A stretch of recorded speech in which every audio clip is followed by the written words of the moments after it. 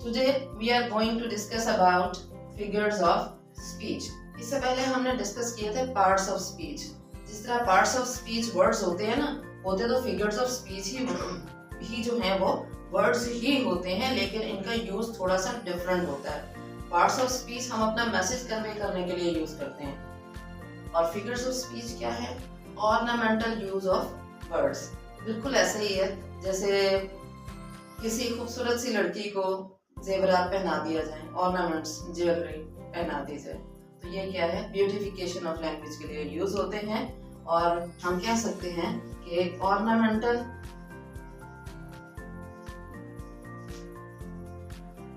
Use of words, और इनका purpose क्या होता है कि लैंग्वेज की खूबसूरती को बढ़ाया जाए, वर्ड्स के इम्पैक्ट को बढ़ाया जाए, उनकी तासीर को बढ़ाया जाए। वो किस तरह से? अब मैं एग्जांपल दूंगी आप लोगों को। अगर मैं सिंपली कहूं दिस बिल्डिंग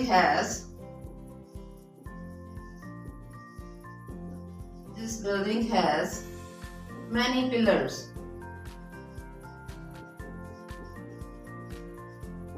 तो पिलर्स यहाँ पर इस सेंटेंस में अपने एक्चुअल मीनिंग में यूज हुआ है। और अगर मैं कहूं the feet is the pillar of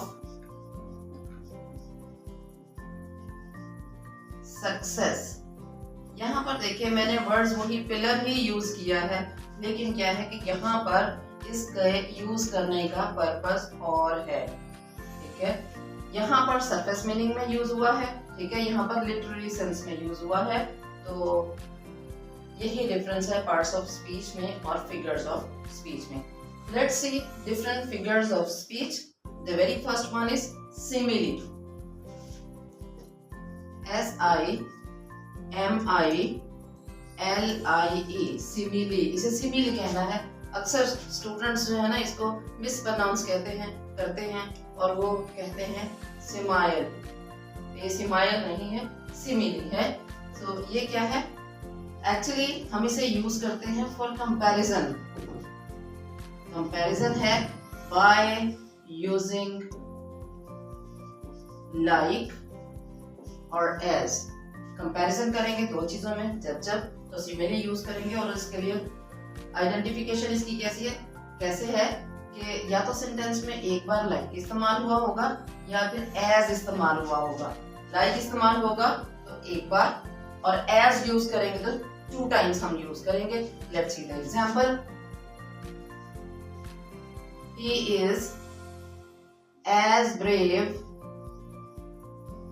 as a lion. Another example. He is like brother to me. तो यहाँ पर कौन से फिगर ऑफ स्पीच यूज हुई है? इन दोनों सेंटेंसेस में सिमिली। और हम इसको आइडेंटिफाई कैसे करेंगे कि इसमें एज अगर यूज होगा तो 2 टाइम्स, लाइक होगा तो 1 टाइम। सो सिमिली की आइडेंटिफिकेशन अगर पूछी जाए एग्जाम में तो इसको आइडेंटिफाई करना बहुत आसान है। Next category is metaphor.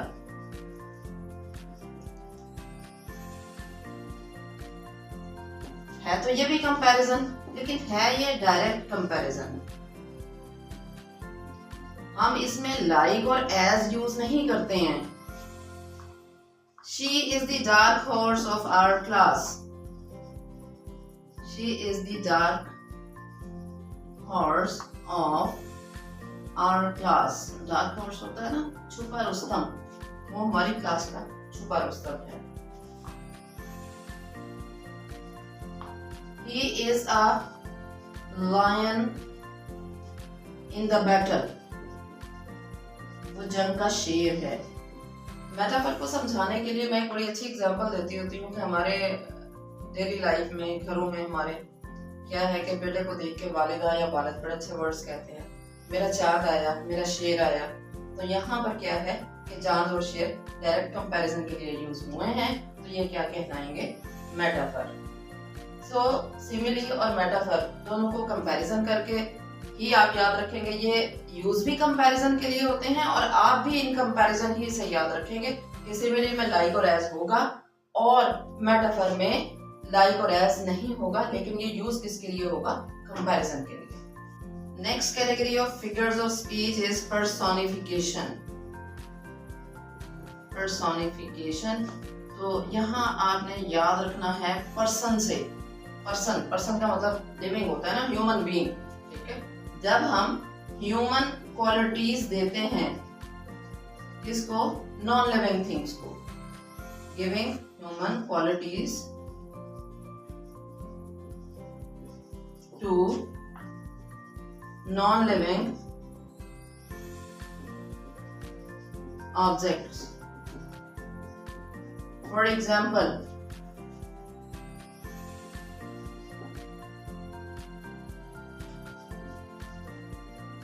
the flowers were dancing.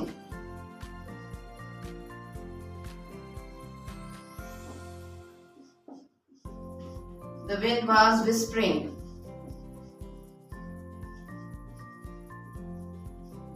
इन दोनों एग्जाम्पल्स में अगर आप देखें तो डांसिंग और विस्परिंग होता है सरगोशी करना, ठीक है, आहिस्ता आवाज में बात करना, उसे विस्परिंग कहते हैं। तो डांसिंग और विस्परिंग क्या है? क्वालिटीज हैं ह्यूमन की, इंसान की क्वालिटीज हैं। और जब हम देते हैं इन्हें नॉन ह्यूमन ऑब्जेक्ट्स को, जैसे फ्लावर्स है या विंड है, ये नॉन ह्यूमन ऑब्जेक्ट है ना, ठीक है। तो जब हम इन्हें नॉन ह्यूमन ऑब्जेक्ट को ये क्वालिटीज दे देते हैं तो इसको क्या कहते हैं? पर्सोनिफिकेशन। और इसकी आइडेंटिफिकेशन भी बहुत आसान है। Fourth one is hyperbole.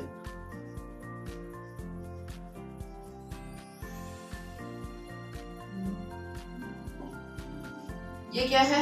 Exaggeration. Exaggeration होता है बात को बढ़ा चढ़ा के बयान करना। एग्जैजरेशन और ओवर स्टेटमेंट, किसी बात को बढ़ा चढ़ा के बयान किया जाए तो उसे क्या कहते हैं? हाइपरबोली। प्रोनाउंसिएशन को फोकस करिएगा, हाइपरबोली। फॉर एग्जाम्पल, अगर बच्चे क्लास में या रूम में बहुत ज्यादा शोर कर रहे हो तो हम कहते हैं ना, क्या आसमान सर पे उठा रखा है। तो एक्चुअली ये नहीं मकसद होता कहने का कि उन बच्चों ने आसमान वाकई में सर पे उठाया हुआ है, मतलब उनका ये होता है कि बहुत ज्यादा शोर हो रहा है। सो ये क्या होती है? एग्जैजरेशन या ओवर स्टेटमेंट होती है। इसकी एग्जांपल्स हम देख लेंगे। I have told you million times, मैंने तुम्हें हजारों दफा बताया है, ठीक है। Next figure of speech is irony.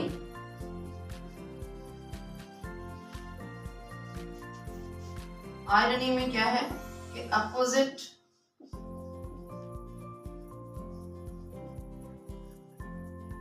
Meanings,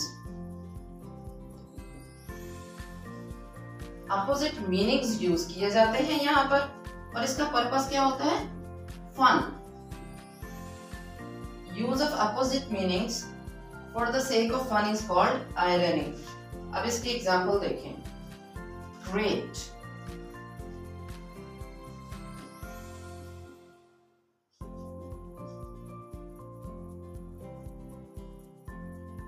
I missed the bus again.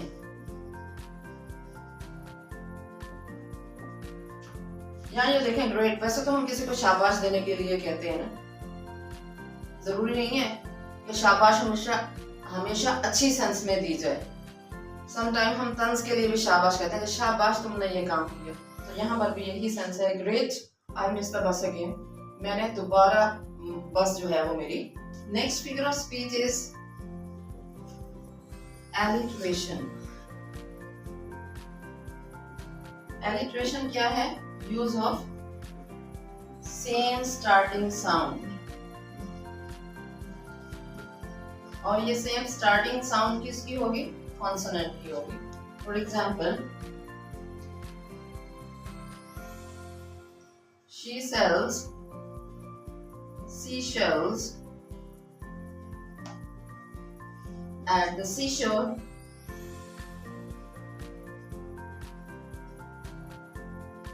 यहाँ देखें, श और स दोनों साउंड जो है वो रेपिटेशन में है। शी, शेल्स, शोर, सेल्स, सी, ये रिपीट हुई है स्टार्टिंग साउंड्स। और ये कौन सी वाली साउंड्स हैं? कॉन्सोनेंट की। और अगर ये वॉल की होंगी तो उसे क्या कहेंगे? एजोनेंस। इन दोनों को कंपैरिजन में याद रखिएगा, एजोनेंस।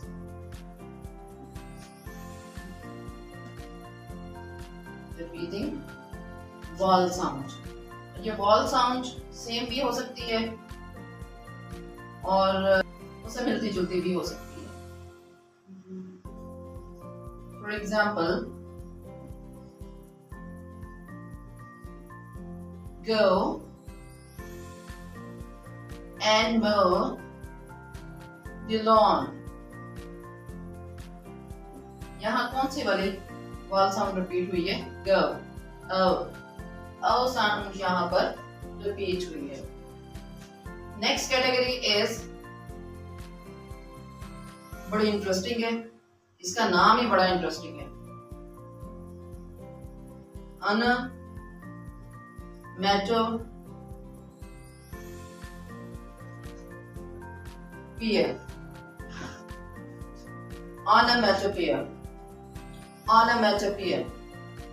इसको कहना भी सीख लें, पता होना चाहिए कि ये क्या होती है। ऑनोमैटोपोइया, और ये किसको रिप्रेजेंट करता है? साउंड वर्ड्स को। साउंड वर्ड्स के बारे में हमें बताता है। जब सेंटेंस में किसी भी चीज की साउंड के बारे में बात होगी तो वहां कौन सी फिगर ऑफ स्पीच यूज होगी? ऑनोमैटोपोइया। फॉर एग्जांपल, द बीज बज।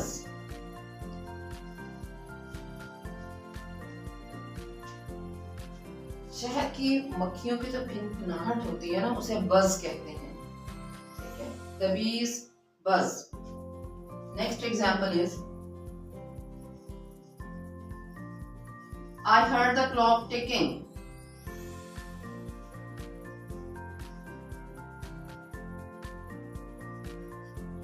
घड़ी की टिक टिक, मैंने घड़ी की टिक टिक की आवाज सुनी। ठीक है, तो ये क्या है? ऑनोमैटोपोइया। तो तीनों को कंपैरिजन में याद रखना है। एलिट्रेशन क्या है? सेम साउंड होगी लेकिन कौन से वाली? कॉन्सोनेंट। एजोनेंस क्या होगी? ये रिपीट करेगी किसको? वॉवल साउंड को। और ये जरूरी नहीं है कि वॉवल साउंड बिल्कुल स्टार्ट में हो। ठीक है, जैसे गो में ग के बाद जो है वो वॉवल साउंड यूज हुई है। ठीक है, और ऑनोमैटोपोइया में क्या है? साउंड वर्ड्स के बारे में हम बात करते हैं। जब जब किसी चीज की साउंड बताई जाएगी तो वहां कौन सी फिगर ऑफ स्पीच होगी? Onomatopoeia. Next figure of speech is pun. Pun क्या है? Play on words. लफ्जों के साथ हम खेलते हैं। कैसे खेलते हैं? For example, time flies like an arrow।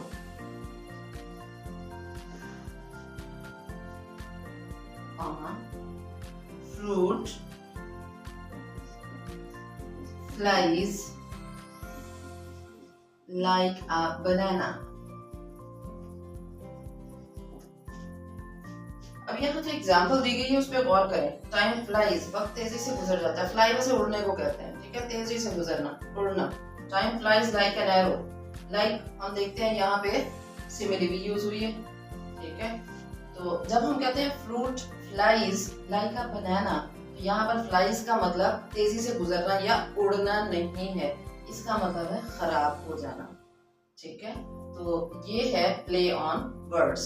Words को एक ही बात में दो डिफरेंट मीनिंग्स में यूज करना क्या कहलाता है?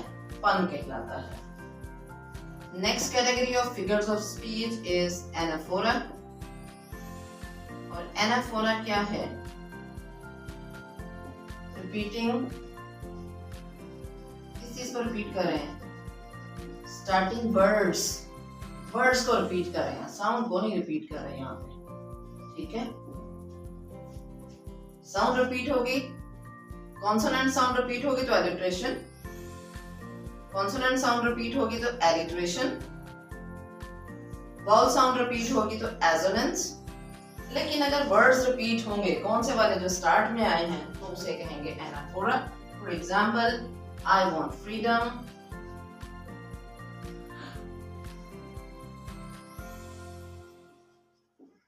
I want peace,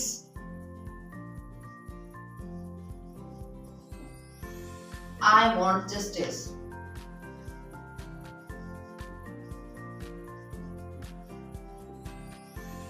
तो जब स्टार्टिंग वर्ड्स को रिपीट किया जाएगा, सिंपली भी कहा जाता है ना, I want freedom, peace and justice, तो ये सिंपल सी बात होगी। लेकिन जब हम कहेंगे ना I want freedom, I want piece, I want justice, इसका मतलब ये है कि हम अपनी बात में वजन पैदा करना चाह रहे हैं, अपनी बात को ज्यादा इफेक्टिव बनाना चाह रहे हैं। सो एनाफोरा को कब यूज किया जाता है? जब हम अपनी बात को ज्यादा इफेक्टिव, मोर पावरफुल बनाना चाहें। Last figure of speech is metonymy. What is this word? Metonymy. और ये हम क्यों यूज करते हैं? उस टाइम पर when we are using something related, कोई related चीज को हम यूज करें,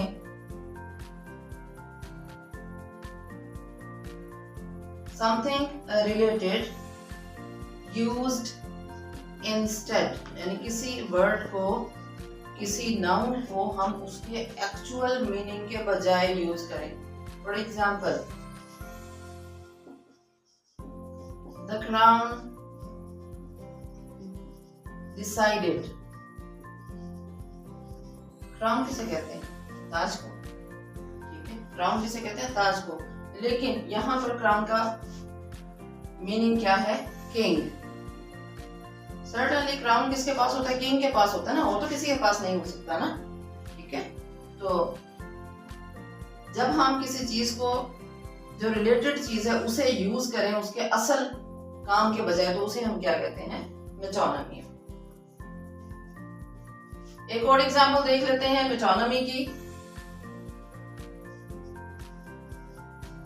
you have all my heart. तो इससे आपको क्लियर हो जाएगा, हार्ट वैसे आपको पता है बॉडी ऑर्गन होता है, ठीक है, यूज होता है फॉर पंपिंग द ब्लड, ठीक है, फॉर पंपिंग ब्लड। लेकिन यहाँ पर हार्ट का क्या मीनिंग है? लव। ठीक है, तो इसे कहते हैं metonymy. Now let's see quick identification tricks of figures of speech. Summarize करना भी कह सकते हैं, सम अप करना भी आप इसको कह सकते हैं। अगर तो सेंटेंस में, गिवन सेंटेंस में लाइक और एज यूज हुआ है, like one time, as two time, तो क्या है ये? सिमिलर। ह्यूमन एक्शन दिया गया है, ह्यूमन क्वालिटी दी गई है, किसको? नॉन ह्यूमन को, then it will be personification. बात को बढ़ा चढ़ा के बयान किया गया है, एग्जैजरेट किया गया है, ओवर स्टेटमेंट नजर आ रही है, then it will be hyperbole. Same starting sound है किसकी? कॉन्सोनेंट की, तो क्या है? एलिट्रेशन, ये स्टार्ट में होगी। और अगर सेम स्टार्टिंग वर्ड्स हैं तो क्या होंगे? एनाफोरा। साउंड वर्ड्स अगर आ गए हैं तो उसे क्या कहेंगे? ऑनोमेटोपोइया। और अगर डायरेक्ट कंपैरिजन किया गया है लाइक और एस के बगैर तो क्या होगा? ये मेटाफर। वर्ड एंड प्ले, मिजाह के लिए, फन के लिए, पर्पस इसका क्या होगा? फन। तो इसको क्या कहेंगे हम? Fun, PUN, fun. आज की वीडियो अच्छी लगी हो, आपने कुछ भी इससे गेन किया हो, लाइक कीजिए, शेयर कीजिए, कमेंट कीजिए, सब्सक्राइब करना ना भूलिएगा और बेल आइकॉन दबाना ना भूलिएगा ताकि अच्छी इंफॉर्मेटिव वीडियोस आप लोगों तक पहुंचती रहें। Last but not the least, right word, right place. Keep on practicing.